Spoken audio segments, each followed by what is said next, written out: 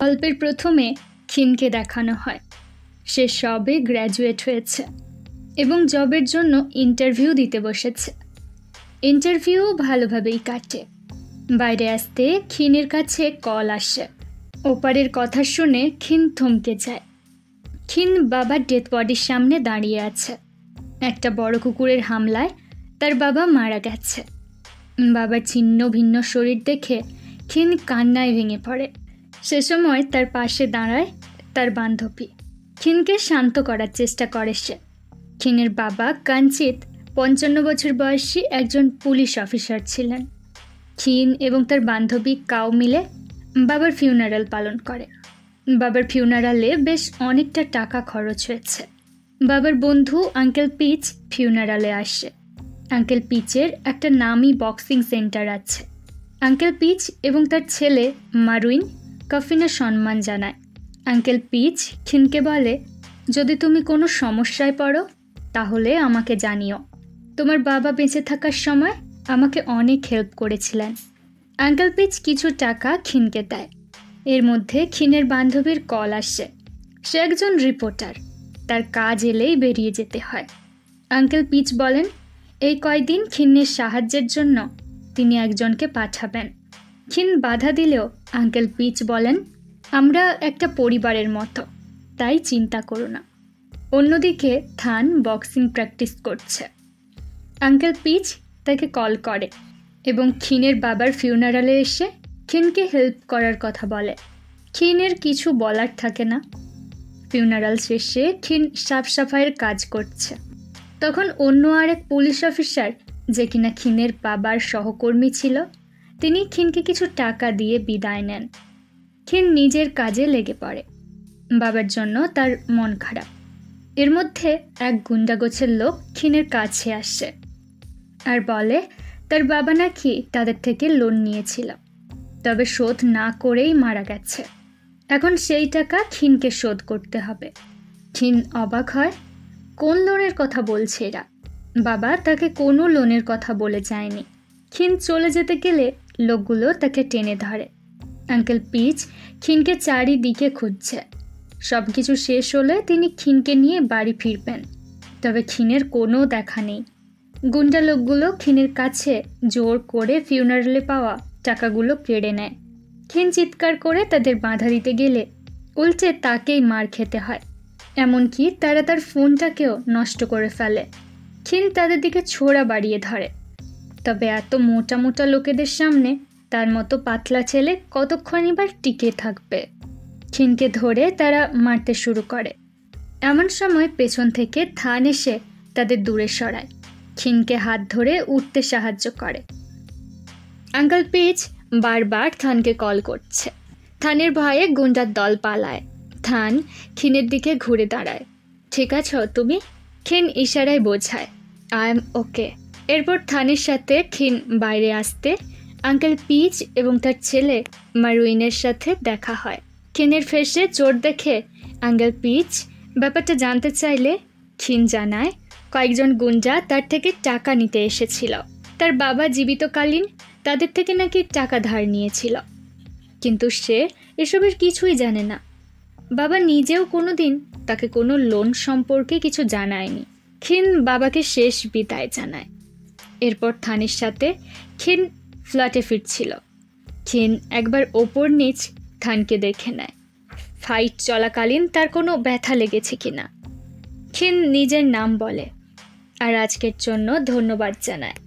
সিঁড়ি দিয়ে ওঠার সময় হোঁচট লেগে পড়তে গেলে থান তাকে সামলায়। খিনের থেকে জিনিসপত্রগুলো নিজের কাছে নিয়ে নেয়, তবে রুমের সামনে এসে দেখে রুমের তালা ভাঙা। ভাঙা দরজা ঠেলে ভেতরে এসে খিন হতাশ হয়ে পড়ে। ভেতরের অবস্থা আরও খারাপ। চারিদিকে জিনিসপত্র ভাঙচুর, এমনকি বাবার ফটো ফ্রেমও। প্রথমত বাবার মৃত্যু, তার উপর লোনের ধাক্কা, সব কিছুতেই খিনের মাথা ঘুরে উঠছে। থান বলে, এখানে থাকাটা তোমার জন্য নিরাপদ নয়, চলো বক্সিং ক্যাম্পে ফিরে যাই। আঙ্কেল পিচ বলেন, তুমি এখন থেকে এখানেই থাকো, ফ্ল্যাট তোমার জন্য নিরাপদ নয়। খিন বলে, মায়ের অসুস্থতার সময় তার বাবা লোন নিয়েছিল, কিন্তু সেটা শোধ করতে বাবা অনেক আগেই বাড়ি বিক্রি করেছে। তবে এই লোন কেন নিয়েছে সেটা সে বুঝতেই পারছে না। যাই হোক, আঙ্কেল পিচ বলে, আজ রাতের জন্য তুমি থানের রুমে ঘুমিয়ে পড়ো। থান অবাক, আমার রুমই কেন?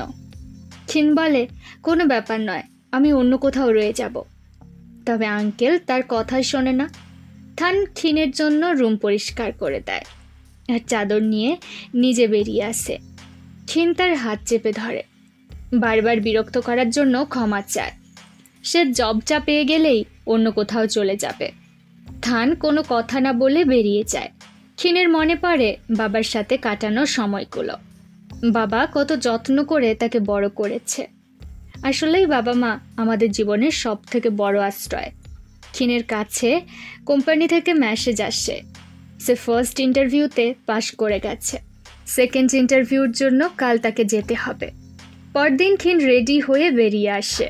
আঙ্কেল পিচ তাকেও বক্সিং সেন্টারে অন্যান্য মেম্বারদের সাথে খাওয়ার জন্য ইনভাইট করে। খিন অন্যান্য বক্সারদের সাথে পরিচয় করে।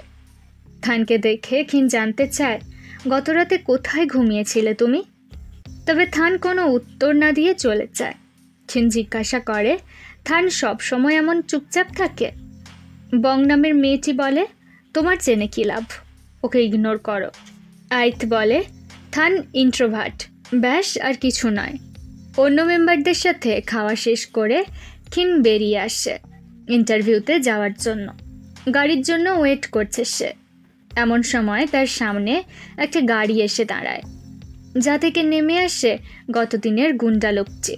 তারা খিনকে কিডন্যাপ করে তাদের বসের কাছে নিয়ে যায়। খিন বলে, আমি কিভাবে বিশ্বাস করব যে তোমরা সত্যি বলছো? বস তার ফোনে রেকর্ডার অন করে শোনায়। খিন বুঝতে পারে এটা তার বাবার ভয়েস। এরপরেও খিন বলে, আমি পুলিশ ডাকবো। বস তাকে একটা চড় লাগায়। সব পুলিশ তার হাতের মুঠোয়। খিন অসহায়ভাবে তাকিয়ে থাকে, যেটা দেখে বস তার লোকেদের ইশারা করে। লোকগুলো তাকে মারধর করে। তাদের বস অর্থাৎ মোয়ে জ্বলন্ত সিগারেট নিয়ে খিনের দিকে এগিয়ে আসে। খিন বুঝতে পারে এবার কি হতে চলেছে। মোয়ে খিনের হাতে জ্বলন্ত সিগারেট চেপে ধরে।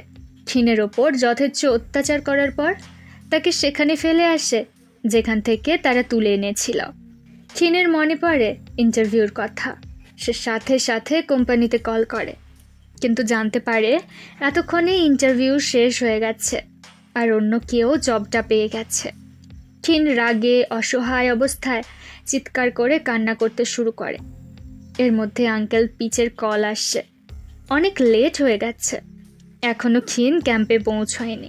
থান আঙ্কেল পিচের বলায় খিনকে রিসিভ করতে আসছে। খিনের অবস্থা দেখে থান তাকে টাচ করে সান্ত্বনা দিতে চাইলেও নিজের হাত দূরে সরিয়ে নেয়। থান গাড়ির দিকে এগিয়ে যায়। পেছন থেকে খিন তাকে থামায় আর তার কাছে গিয়ে পেছন থেকে জড়িয়ে ধরে। সময়টা তার জন্য অনেক কঠিন। খিন তাকে জড়িয়ে কান্না করছে। থান ধীরে ধীরে তার পিঠে হাত বুলিয়ে সান্ত্বনা দেওয়ার চেষ্টা করে।